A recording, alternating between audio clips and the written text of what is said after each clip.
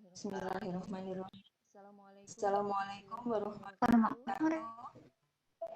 wabarakatuh. Alhamdulillahirrabbilalamin. Bapak Ibu Bapak sekalian, Ibu sekalian, Waalaikumsalam warahmatullahi wabarakatuh. alhamdulillah sekali lagi kita ucapkan puji syukur kehadirat Allah Subhanahu wa taala sehingga kita pada malam hari ini bisa melaksanakan kegiatan praktek dalam rangka virtual training batch 6 Jawa Barat. Puji syukur kepada Allah sekali lagi biasa kita lihat pada hubungan kita Nabi besar Muhammad SAW. Bapak Ibu sekalian, pertama saya juga ingin mengucapkan terima kasih kepada yang pertama kepada instruktur yang telah banyak membantu saya, khususnya juga kita semua dalam hal ini untuk bisa melaksanakan kegiatan ini. Kemudian juga saya ucapkan terima kasih kepada Bapak Ibu yang sudah kepada Ibu Eli sebagai presenter dan Bapak Agus sebagai moderator. Pada kesempatan ini saya diberikan amanah host yang akan memimpin jalannya acara kita pada malam hari ini. Untuk lebih jelasnya sekali lagi bahwasanya malam ini kita akan membahas terkait dengan pentingnya implementasi gerakan sholat modern. Itu temanya, topiknya, yang nanti insya Allah akan disampaikan oleh Ibu Eli Muslihat, Sarjana Agama. Beliau berasal dari SMPN 1 Kabupaten. Kemudian nanti yang akan mengatur jalannya acara di sini yang berperan sebagai moderator adalah Bapak Agus Gunawan SPD. Beliau berasal dari SMPN 1 Dawan Majalengka. Ya. Kemudian mungkin saya perlu mengingatkan kepada para peserta bahwasanya untuk kehadiran ini sangat diperlukan sebagai bukti bahwa kita sudah melaksanakan kegiatan ini. Mohon nanti Bapak Ibu sekalian bisa mengisi link yang sudah diberikan di chat, itu ada terkait dengan presensi. Nanti jangan lupa pula Bapak Ibu saya mohon untuk bisa sharing barangkali ada pertanyaan atau pendapat yang nanti bisa disampaikan setelah sesi pemaparan materi oleh Ibu Eli. Mungkin itu prolog dari saya. Selanjutnya mengingat waktu yang kita hanya terbatas 1 jam dan ini mungkin sudah banyak terpakai waktunya untuk prepare acara tadi. Mangga sekarang saya persilahkan Pak Agus sebagai moderator untuk memimpin jalannya acara ini. Ya, terima kasih. Bisa pendengaran? Ya, jelas Pak. Saya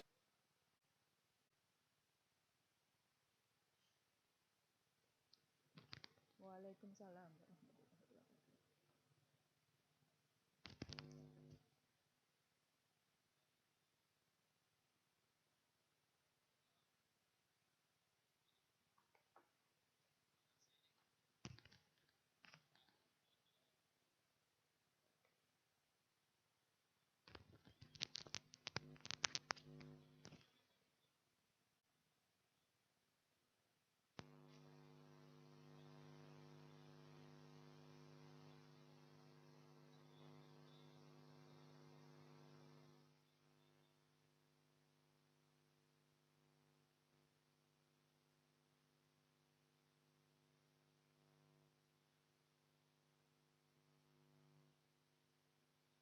Ibu Eli, Bapak.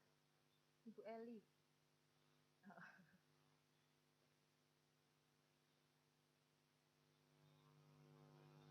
Ya, betul.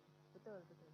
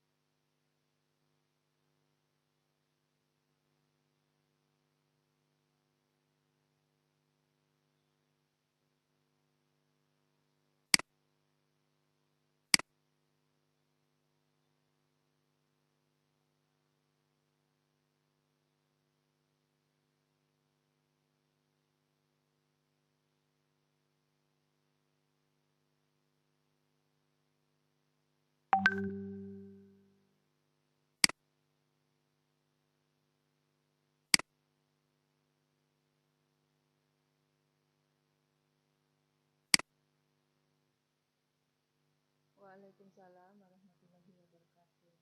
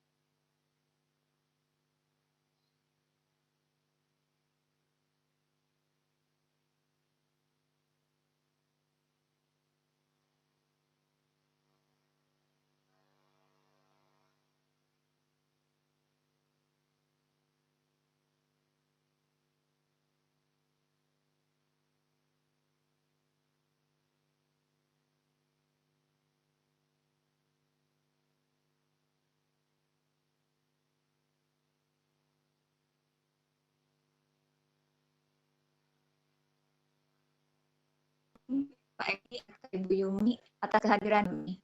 Bapak Ibu yang saya hormati, kita merasakan saat ini perubahan zaman berevolusi dengan cepat sekali dari zaman masyarakat primitif hingga masyarakat modern, dari zaman masyarakat sosialis, demokratis hingga individualis, dari zaman batu hingga zaman teknologi yang canggih seperti yang kita sedang lakukan, yakni Pikon ini, kita bisa mendapatkan pengetahuan walaupun hiruk-pikuk problematika negara pun silih berganti. Seiring dengan perkembangan pengetahuan teknologi. Masalah muncul dari tatanan pemerintahan paling atas hingga paling bawah. Berbagai macam masalah yang berkaitan dengan persatuan dan kesatuan umat, diantaranya orang di zaman modern seperti sekarang ini memiliki pola pikir yang telah tercemari oleh lifestyle.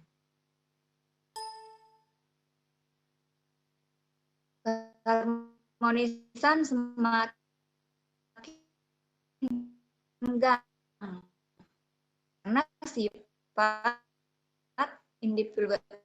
individualis mulai merasa dalam setiap pribadinya. Keharmonisan semakin muncul, ditambah lagi semakin munculnya gadget yang menambah apis dari tiap orang sekarang ini. Konflik sosial bahkan sering terjadi di negara. Memang bangsa Indonesia adalah bangsa yang heterogen, sedikit konflik, tidak sedikit, bahkan hanya karena masalah yang sepele konflik muncul dengan mudahnya. Nah, dengan berbagai permasalahan yang dihadapi sekarang ini, maka saya mencoba untuk memaparkan pentingnya implementasi gerakan sholat berjamaah di era modern yang mudah-mudahan bisa menjadi solusi dalam menghadapi perubahan zaman seperti sekarang ini. Itu kali. PowerPoint.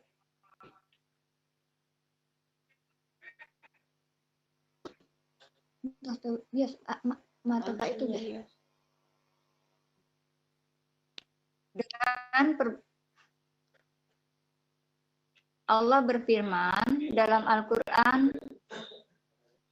surat Al-Baqarah ayat 43 yang bunyinya Bismillahirrahmanirrahim. Wa aqimus sholata yang artinya dan dirikanlah sholat, tunaikanlah zakat, dan rukulah bersama orang-orang yang ruku. Dari surat Al-Baqarah ini kita bisa melihat bahwa dasar utama mewajibkan kita untuk menegakkan sholat. Di mana sholat itu menjadi tolak ukur kepatuhan kita kepada Allah Subhanahu wa Ta'ala. Perintah ruku bersama orang-orang yang ruku berarti juga perintah untuk melakukan sholat secara bersama-sama. Sesuai sabda Rasulullah Shallallahu Alaihi Wasallam dalam hadisnya, apabila berkumpul 3 orang di suatu daerah atau lokasi, kemudian di sana tidak dilaksanakan sholat jamaah, berarti setan telah menguasai mereka. Maka hendaklah kamu berjamaah. Karena sesungguhnya serigala hanya akan memangsa domba yang terpisah dari kelompoknya. Ini hadis riwayat Ahmad, Abu Dawud, dan Nasai. Nah, dalam tatanan kenegaraan negara kita juga menjamin kebebasan dalam beragama dan melaksanakan ibadahnya sesuai agamanya masing-masing yang tercantum dalam Undang-Undang Dasar 1945 pasal 29 ayat 1 dan 2 yang bunyinya negara berdasarkan ketuhanan yang Maha Esa, negara menjamin kemerdekaan tiap penduduk untuk memeluk agamanya masing-masing dan untuk beribadat menurut agamanya dan kepercayaannya itu. Perintah dalam Al-Quran, hadis, dan Undang-Undang Dasar 1945 ini, pasal 29 ayat 1 dan 2, ini merupakan satu upaya menghidupkan kembali sholat berjamaah dalam lingkungan masyarakat dalam kehidupan sehari-hari. Nah, mengapa harus sholat berjamaah?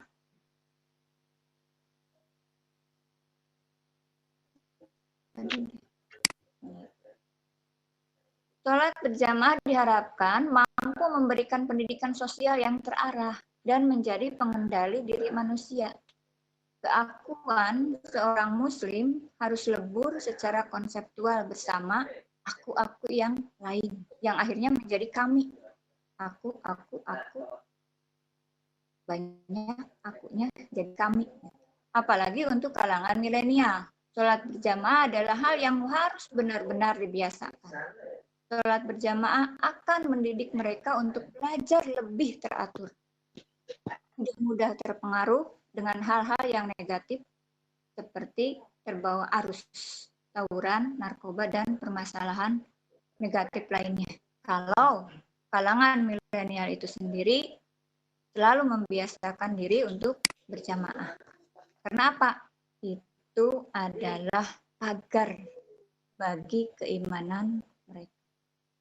Sehingga komunitas muslim menjelma sebagaimana yang digambarkan oleh Nabi Muhammad SAW, bagaikan satu jasad umat Islam itu, yang seluruh anggota ikut merasakan derita apabila salah satu organnya sakit.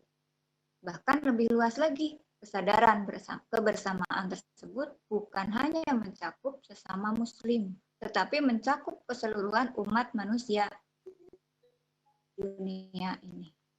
Nah, mengingat masyarakat sekarang mulai enggan melaksanakan sholat berjamaah dan memilih sholat sendirian di rumah, ya, padahal manusia harus sadar bahwa esensi sholat berjamaah memiliki makna yang luas dan berimplikasi dalam kehidupan sosial. Nah, kesadaran ini didasarkan atas prinsip bahwa pada hakikatnya seluruh manusia adalah satu kesatuan, sehingga menghasilkan solidaritas manusia yang tinggi dan kepekaan sosial yang dalam. Tidak merasakan apapun kecuali derita umat manusia. dan tidak akan berupaya kecuali mewujudkan kesejahteraan manusia itu sendiri. Dalam pelaksanaan sholat berjamaah terkandung pendidikan berorganisasi. Di sana ada keteraturan, ada kerapihan, dan kedisiplinan. Ada pula yang berkedudukan sebagai imam, pemimpin, dan makmum yang dipimpin. Yang berarti adanya tuntunan untuk patuh pada pemimpin dan diharapkan masing-masing sadar dengan posisinya. Kita tahu tugas yang diembannya.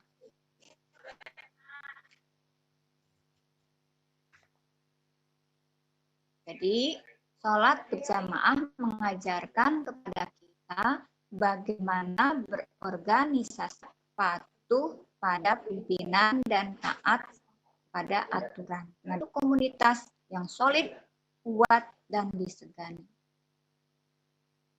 Hidup itu ada dua hal yang harus dijaga, yaitu hablum minallah dan hablum minannas. Sholat inilah, ya, sholat berjamaah inilah yang sekaligus mengaplikasikan kedua-duanya, yaitu hubungan vertikal dengan Allah, inti utama, ya, melalui sholat yang dilakukannya, serta hubungan horizontal antar sesama manusia melalui sholat yang dilakukan secara berjamaah. Hubungan yang harmonis akan terjalin ketika masyarakat terbiasa melakukan sholat berjamaah. Dari sinilah muncul interaksi dan timbullah rasa persaudaraan atas dasar keimanan. Nah, kebersamaan yang terbangun akan memunculkan sikap perhatian dan peduli, sehingga tercipta saling tolong-menolong dan bahu-membahu. Jadi tidak ada yang namanya saling merendahkan. Semua sama, semua saling menolong. Nah, ini ada ajaran kesetaraan.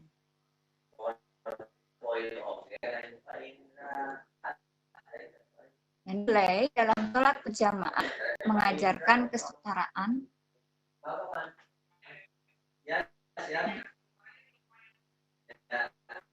Orang yang menjadi makmum yang masbuk harus berada tetap di barisan yang paling belakang. Teman siapa dia, jabatan apa di kehidupannya itu. Karena Islam tidak memuliakan yang memiliki, hanya memuliakan orang yang paling takwa.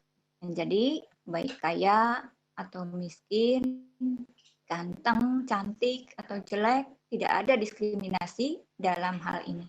Itu artinya semua orang setara di mata Allah. Yang membedakan hanya amal baiknya.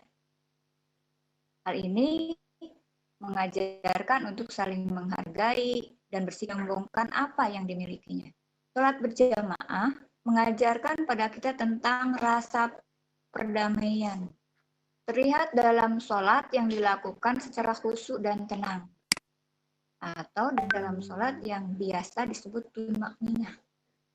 Wujud taat pada imam atau pimpinan dilakukan makmum yang dipimpin tanpa adanya protes dan dengan tenang mengikuti gerakan imam, dan lebih indahnya lagi dilakukan kompak bersama-sama. Tidak ada yang saling mendahului. Imam mengatakan ruku, Allahu Akbar, kemudian ruku. Makmum sama ruku. Imam mengucap i'tidal, sami Allahu liman hamidah, tasmi. Makmum sama semuanya. Jadi tidak ada yang mendahului. Patuh. pada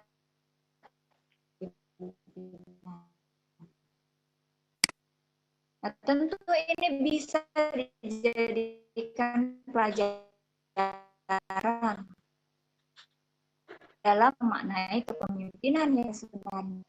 Dukung sertifikat baik dari seorang pemimpinnya dalam membawa negaranya ke arah yang lebih baik dan lebih maju. Entah karena lupa gerakan atau bacaan, maka bagi maklum laki-laki spontan mengucapkan subhanallah. Dan bagi makmum perempuan menepuk tangan. Secara realita dalam kenegaraan kita, dalam kehidupan kita sehari-hari, ketika pemimpin melakukan kesalahan, maka hendaknya masyarakat memberikan saran kepada pemimpin. Itu yang melakukan kesalahan. Sikap yang bagaimana? Yang penuh etik. Nah, terlebih lagi mampu memberikan solusi. Sehingga setiap kritik tidak hanya berakhir dengan kejahatan, melainkan jalan keluar yang mampu membawa pada perbaikan. Lantas bagaimana masyarakat mampu mewujudkan kecintaan terhadap akan sholat berjamaah ini? Ada beberapa cara yang dapat dilakukan untuk melakukan kecintaan terhadap sholat berjamaah. Yang pertama adalah menumbuhkan dari jarak dalam dari diri sendiri dorongan dan motivasi yang kuat, keinginan yang kuat untuk melaksanakan sholat berjamaah itu sendiri. Kemudian dorongan atau motivasi dari luar. Tentu ini memerlukan bimbingan secara khusus. Setiap individu harus memahami betul esensi dari sholat berjamaah dan juga memanfaatkannya.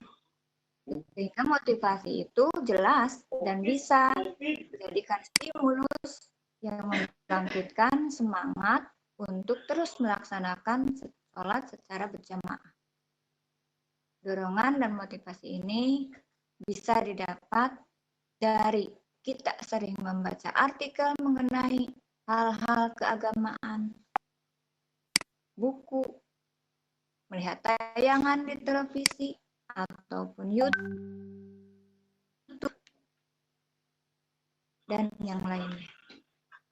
Harus muncul kesadaran. Yang paling utama adalah dari diri kita sendiri untuk mau belajar gimana tiap upaya untuk ketakwaan dengan cara meningkatkan intensitas dalam beribadah. Segala dilakukan tentu diniatkan untuk mengamalkan Al-Quran dan As-Sunnah demi mendapatkan ridho dari Allah. Nah, dalam pendidikan ini, pendidikan dalam sholat berjamaah, diantaranya peran pendidikan sangat besar dalam implementasi gerakan sholat berjamaah ini. Pendidikan harus menanamkan nilai-nilai religius agar anak memahami dengan jelas substansi dari agama yang dianutnya. Pendidikan yang dimaksud bisa pendidikan secara formal ataupun secara non formal di lingkungan keluarga. Secara formal tentu di lingkungan pendidikan seperti sekolah. Ilmu pengetahuan agama Islam harus diajarkan pada anak-anak sejak dini. Orang tua dan guru juga memberikan contoh dalam sholat berjamaah ini agar anak-anak mengikutinya. Selain itu, orang tua dan guru tidak boleh lelah dalam memberi nasihati, memberikan keteladanan, mengingatkan kepada anak untuk sholat berjamaah. Biasanya di hari kalau subuh anak-anak sulit bangun, nah ini harus sabar sekali. Kalau kita menginginkan anak-anak kita sejalan dengan kita untuk mendapatkan ridhonya dari Allah.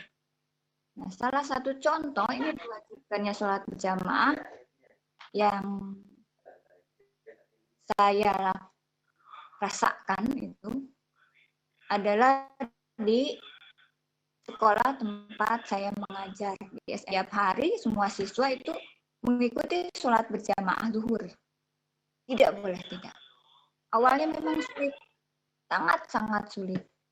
Tetapi setelah berusaha keras dengan penuh kesabaran, adanya kekompakan antara kepala sekolah, dewan guru, tata usaha pelaksana, dan semua personil lainnya seperti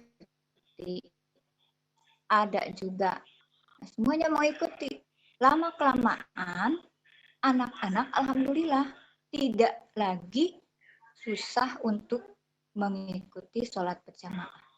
Waktu hanya 40 menit untuk istirahat dan melaksanakan sholat berjamaah itu. Tetapi mereka semuanya serempak. Menyisir awalnya, tapi tidak dengan kekerasan. Hanya diingatkan kalau waktu itu adalah waktu untuk sholat. Belajar dewasa. Hanya mengingatkan itu saja. Dan akhirnya alhamdulillah semuanya bisa mengikuti. Nah, kendalanya di mana? Sarana untuk sholat. Sebab apa? Rombel yang ada di SMPN 1 Kasokandel itu kelas 7-8 rombel, kelas 8 rombel, kelas 9 7 rombel. Nah ini. Nah, sementara untuk masjid itu hanya muat 5 rombel saja.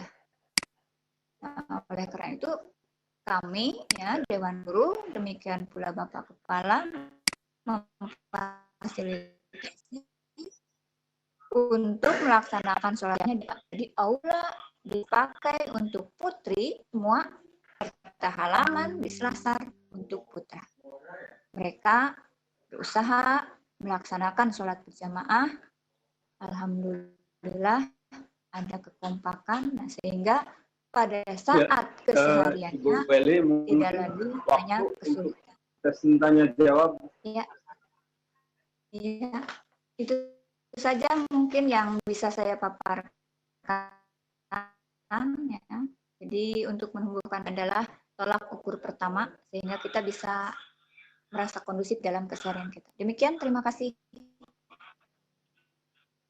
Saya kembalikan kepada moderator. Assalamualaikum warahmatullahi wabarakatuh. Enggak, moderator Pak Agus.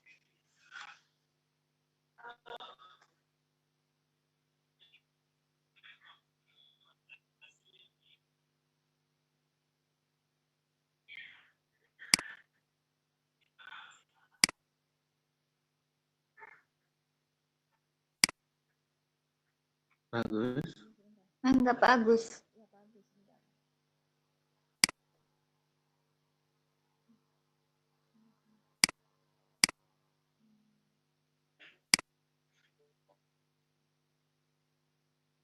Fleksibel aja, Bu. Ibu juga bisa dipandu. Atau dari boleh izin bertanya, Bu. Bagaimana kita mendayakan sholat berjamaah? Iya. Misalnya kita kan seringnya di sekolah misalnya. Bagaimana kita membudayakan agar memang sholat berjamaah itu menjadi suaranya budaya di sekolah. Oh, iya. Bagaimana kita membudayakan sholat berjamaah di sekolah? Suaranya di ya bagaimana? Atau saya chat aja ya.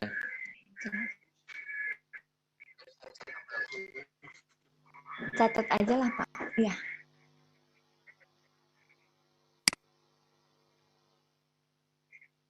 Saya kurang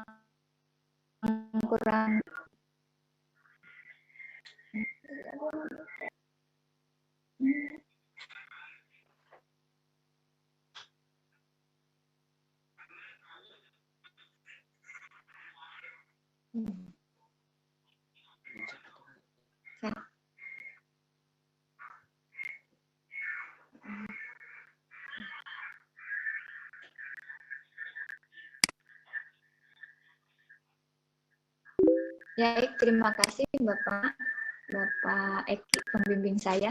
Terima kasih banyak Bapak.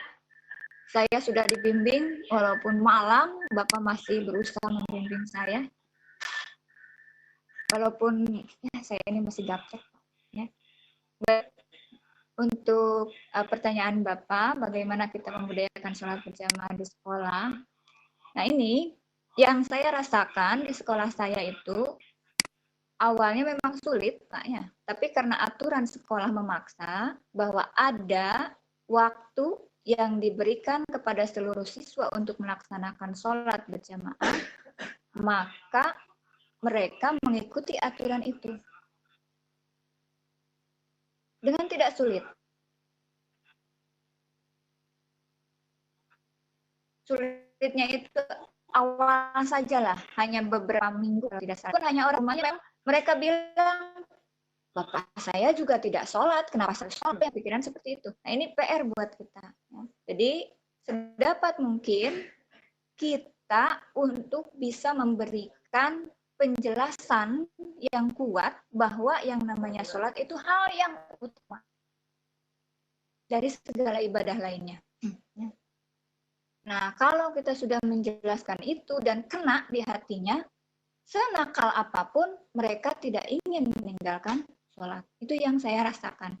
Terus yang paling utama lagi, pagi-pagi itu dibiasakan juga sholat duha. Nah, ini bersama guru. Nah, kalau di sekolah kami itu walaupun guru umum ya, seperti guru bahasa Indonesia, guru penjas ya, di antaranya mereka selalu membawa anaknya ke masjid. Sama, semuanya sholat. Nah, setelah itu baru melaksanakan pembelajaran.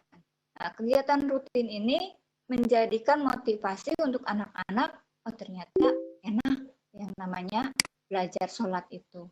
Jadi mereka ada ketenangan, bahkan pikiran mereka itu inginnya ya di masjid saya saja. Di masjid itu lebih enak, lebih nyaman belajarnya, gitu kata mereka. Hanya memang ya tugas kita juga harus mengunci pagar. Kadang-kadang ada sajalah anak yang masih ya lalai gitu. Nah itu Bapak mungkin yang bisa saya sampaikan.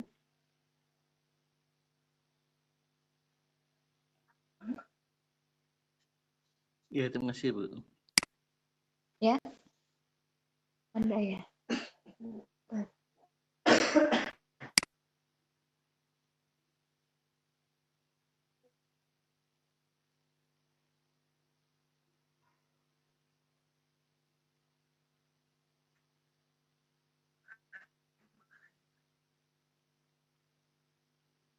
Ya, terima kasih Ibu Yumi ya atas pertanyaannya. Nah, kita ini tahu bahwa yang namanya sholat berjamaah itu ada imam dan ada makmum. Ya. Nah, dasarnya di sekolah itu kan banyak murid kita. Jadi lebih dari 10 orang lah. Kalaupun itu di rata-rata sedikitnya gitu. Ada 20, 30, 40. Yang jelas sebenarnya ya ini ada beberapa pendapat ya. Tapi yang sebenarnya untuk walaupun tidak mencapai 40 orang bisa dilaksanakan sholat berjamaah Jumat. Sebab apa? Ada khotib di sana. Sudah mencakup itu. Ya. Jadi bisa dilaksanakan sholat berjamaah di sekolah. Itu jawabannya.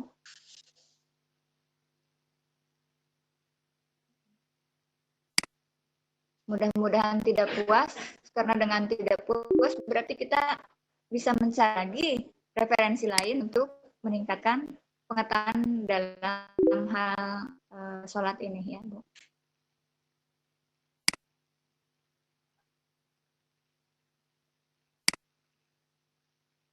Nah, ini barangkali di sekolah Ibu ini dikompakkan lagi lah dengan guru agamanya, dengan bapak kepalanya. Barangkali ada solusi lain sehingga bisa melaksanakan sholat Jumat di sekolah. Karena ini efeknya sangat luar biasa sebenarnya. Kedisiplinan anak itu akan benar-benar nerap gitu dengan cara itu diantaranya. Cara berbahasa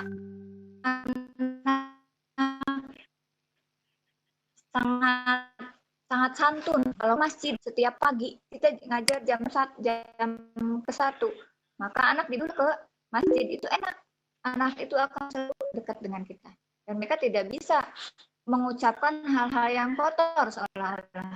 Jadi apabila berhadapan dengan kita, langsung mereka mengucapkan itu yang baik-baik saja, yang sopan, selalu mengucap salam, bahkan ya ibu guru perempuan sekarang sudah mulai mereka sudah mulai mengetahui antara laki dengan perempuan itu bukan muhrim ya itu. Jadi tahu siapa yang muhrim, siapa yang bukan, sehingga mereka itu sudah mulai menjalankan syariat Islam itu dengan lebih baik lagi.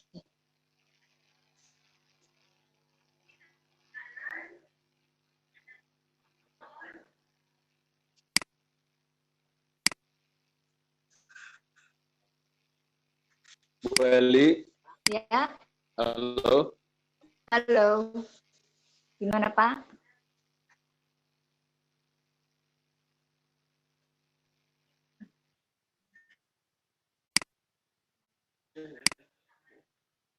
Oh iya, ini ada siswa non-muslim. Kebetulan saya juga sama ya. Ini pertanyaan dari Bapak Rahmat Sunara. Nah, kalau di sekolah kita ada non-muslim, nah ini ya yang non-muslim. Pendekatannya itu memang untuk non-muslim itu ada kelompok khusus ya di mana mereka juga mengkaji bagian dari agama. Nah, kalaupun kebetulan mereka tidak melaksanakan itu, maka yang non muslim itu menghormati ya. Jadi tidak dipaksakan untuk mengikuti tentunya karena ini ada toleransi ya. Jadi kita bisa belajar toleransi itu ya. Jadi kecuali hari Jumat siang. Nah, ini kalau Jumatan ya. Yang laki-laki Jumatan, yang perempuan sholat duhur serta keputrian. Nah, itu kalau yang muslim. Yang non-muslimnya melaksanakan pembelajaran agama. Ada gurunya khusus yang dipanggil untuk mereka. Jadi pada kegiatan Jumat itu semua siswa terpenuhi terfasilitasi lah untuk melaksanakan ajaran agamanya masing-masing. Itu untuk non-muslim yang ada di sekolah, jadi tidak terabaikan ya. Karena kami juga sama ya memberikan fasilitas itu. Biasanya Bu Yumi yang aktif di Pramuka ini bersama suami saya, Sempermakmi.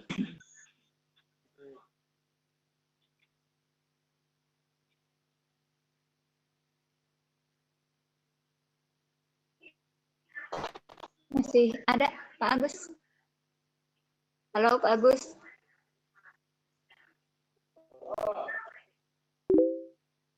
Halo. Ya, dari Ibu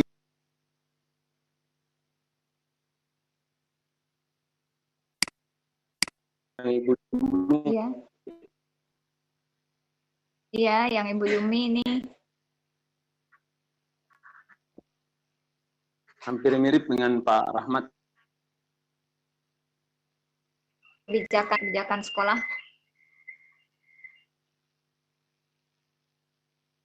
Ya.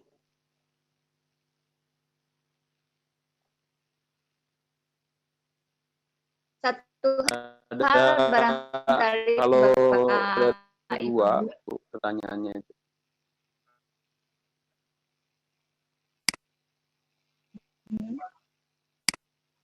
Ya. Itu Dalam yang menyikapi Ibu Yumi, anak, Bu ketika Eli. kita mengajak sholat berjamaah, ini Ini kan ada yang Bu Yumi yang pendapat lebih baik tidak. oh itu, iya.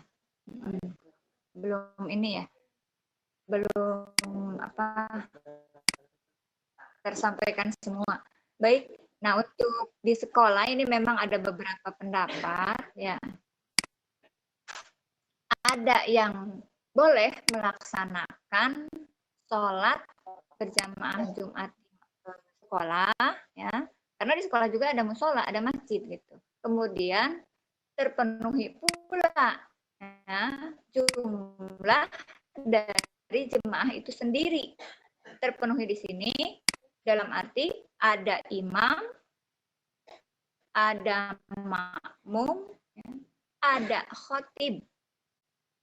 Nah, jadi sudah terpenuhi. Nah, lalu bagaimana dengan muadzin? Itu bisa diambil dari makmum. Nah, oleh karena itu sebenarnya ini bisa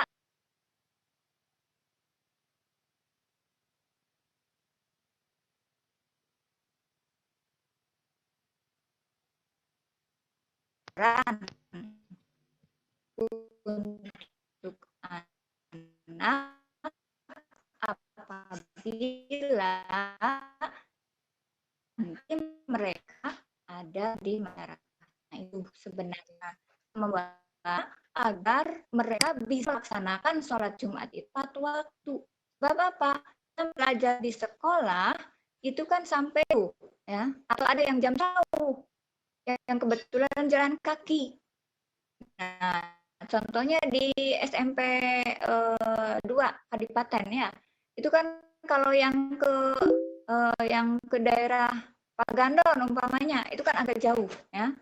Nah ini maka alangkah baiknya sebenarnya ini tentu membutuhkan kekompakan kata saya, kekompakan dari ibu bapak gurunya di sana.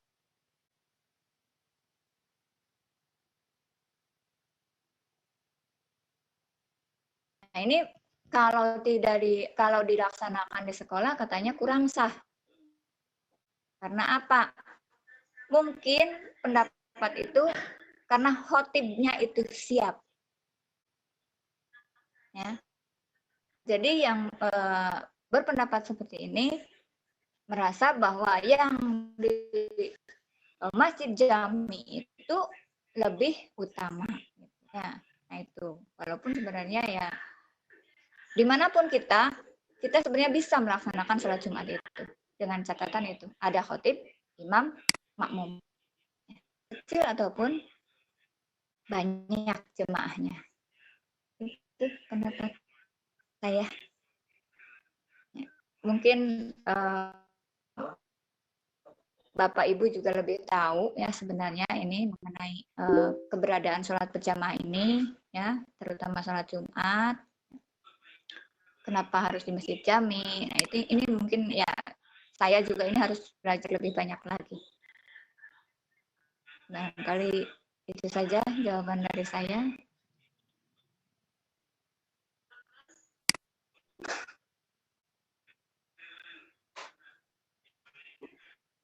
Ya,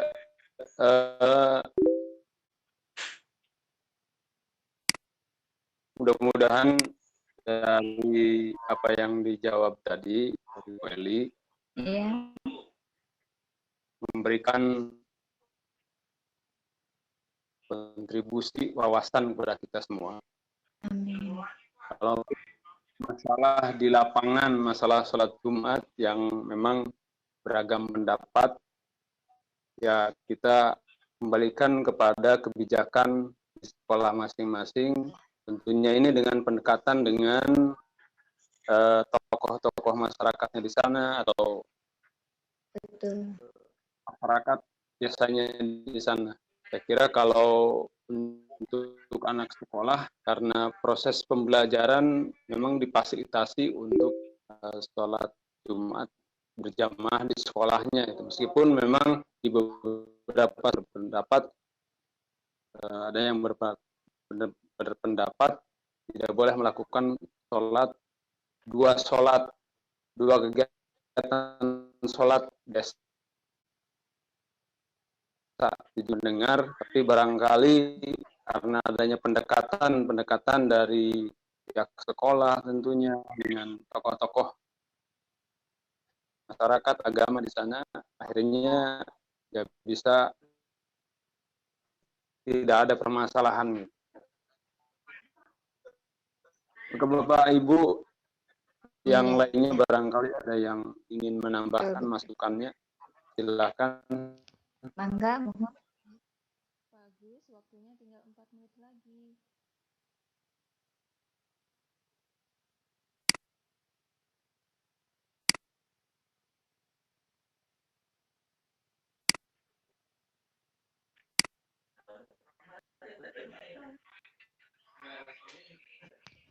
Mangga Bapak Ibu barangkali ada yang mau menambahkan. Saya ini terus terang baru belajar juga walaupun ini. Ya, anggapan. Tapi ini ya. Sama Abdi juga sama. Tapi insya Allah lah kalau di daerah enak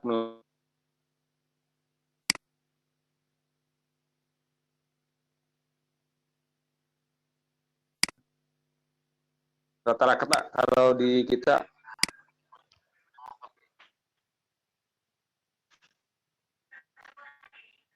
Pak Agus. Waktunya tinggal 3 menit lagi, Pak Agus ya.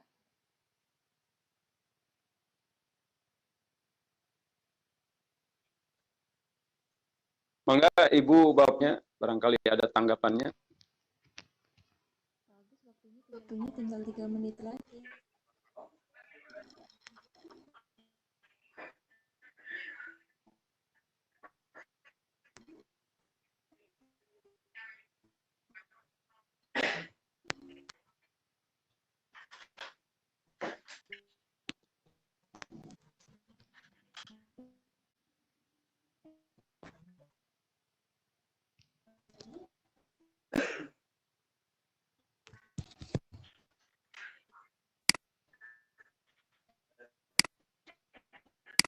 Baik, Ibu dan Bapak, kalau tidak ya, tanggapan lagi, ada silakan kali saja.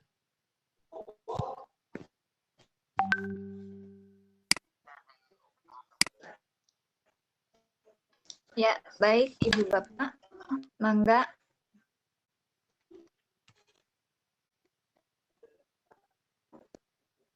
Masih ada. Bagus waktunya ya. Ya. Waktunya tinggal 2 menit. Ya, kalau tidak ada lagi yang beri tanggapan, kita tutup saja ya.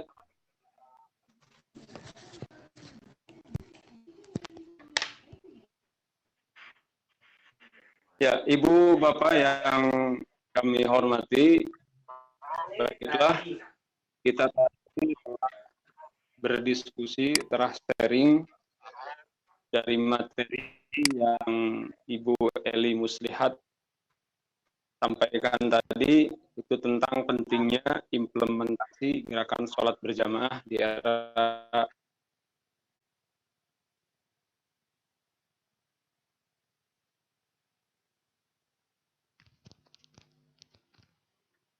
dengan membimbing peserta didiknya untuk melakukan baik itu sholat duha maupun sholat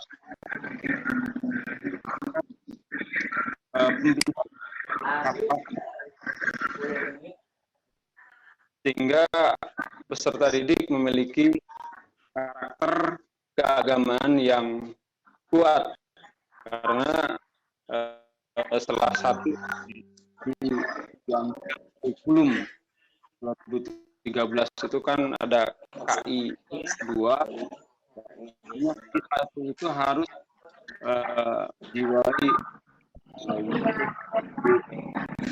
oleh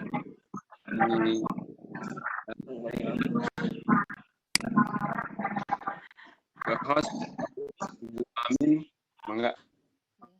Terima kasih. Terima kasih Bapak Agus sebagai jalannya acara. Kemudian juga terima kasih pada Ibu Eli Muslihat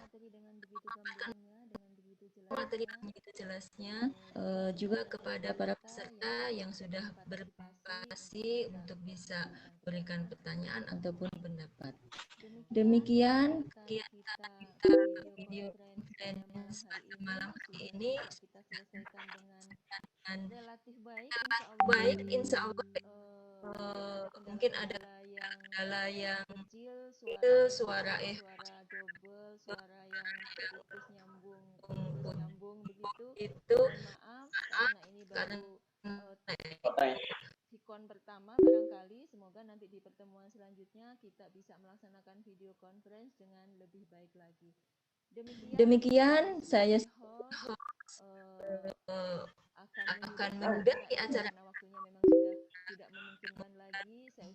Saya ucapkan sekali lagi terima kasih.